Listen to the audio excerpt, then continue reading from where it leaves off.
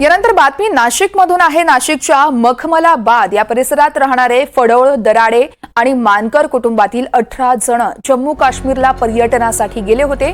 यात महिलांसह अगदी 3 वर्षांच्या मुलांपासून ते 7 वर्षांपर्यंतच्या 8 लहान मुलांचाही समावेश होता।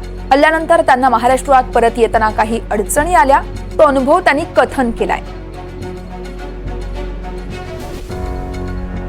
नाशिकच्या मखमलाबाद परिसरात राहणारे फडोळ, मानकर आणि दराडे कुटुंबीय जम्मू काश्मीरला फिरायला गेले होते। खरं तर ज्या दिवशी पहलगामचा हा आतंकवादी हल्ला झाला त्या दिवशी खरं तर ते पहलगामला देखील जाण्याच्या विचारात होते, मात्र त्याचवेळी रस्त्यामध्ये त्यांना वाहतूक कोंडी लागली, तिथे ते अडकले आणि पहलगामला जाऊ शकले नाहीत आणि दुसऱ्या दिवशी त्यांच्या कानावरती हा संपूर्ण प्रसंग जो आहे तो त्यांच्या कानी देखील पडला।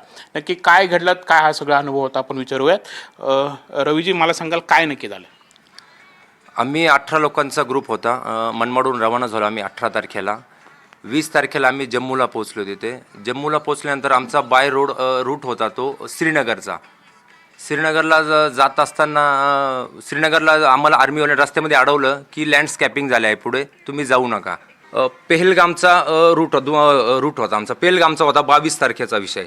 पण आम्ही रात्रभर गाडीत झोपल्यामुळे खूप थकलो होतो, लहान मुलं वगैरे झोपा झालेल्या नव्हत्या, म्हणून आम्ही पेहलगामला गेलो नाही खूप थकल्यामुळे 22 तारखेला। म्हणून आम्ही जवळच गुलमर्ग ह्या ठिकाणी गेलो। तिकडे गुलमर्गला एक साईट सीन वगैरे होते, त्या ठिकाणी ते केले।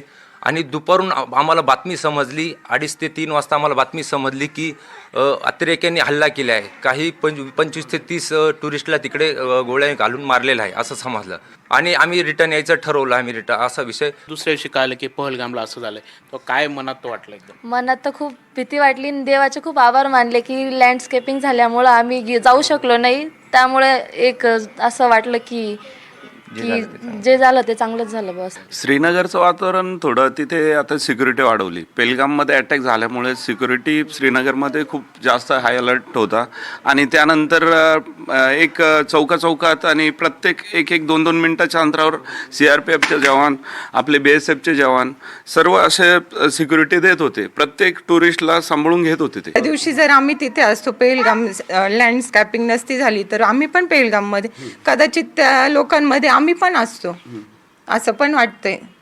का जे झालं ते चांगल्या करताच झालं, देवाच्या कृपेने व्यवस्थित सुखरूप घरी आलोय आम्ही। आणि ती भयानक परिस्थिती ती कोणावर पण येऊ नये अशी भयानक परिस्थिती होती। आपण बघत आहोत खरं तर एकंदरीत हा सर्व या कुटुंबाला आलेला अनुभव होता। कुठेतरी देव आमच्या पाठीशी होता आणि म्हणूनच त्याविषयी आम्ही पहलगामला देखील गेलो नाही, तिथे अडकून पडलो। मात्र जेव्हा ही घटना घडली तेव्हा आम्ही सुद्धा तिथे असतो असं त्यांनी बोलून दाखवलंय। आता घरीच सुखरूप परतल्यामुळे कुठेतरी आता एक वेगळीच भावना करत त्यांच्या मनामध्ये देखील आहेत। कॅमेरामॅन विकी पॉवर, प्रांजल कुलकर्णी, NDTV मराठी, नाशिक।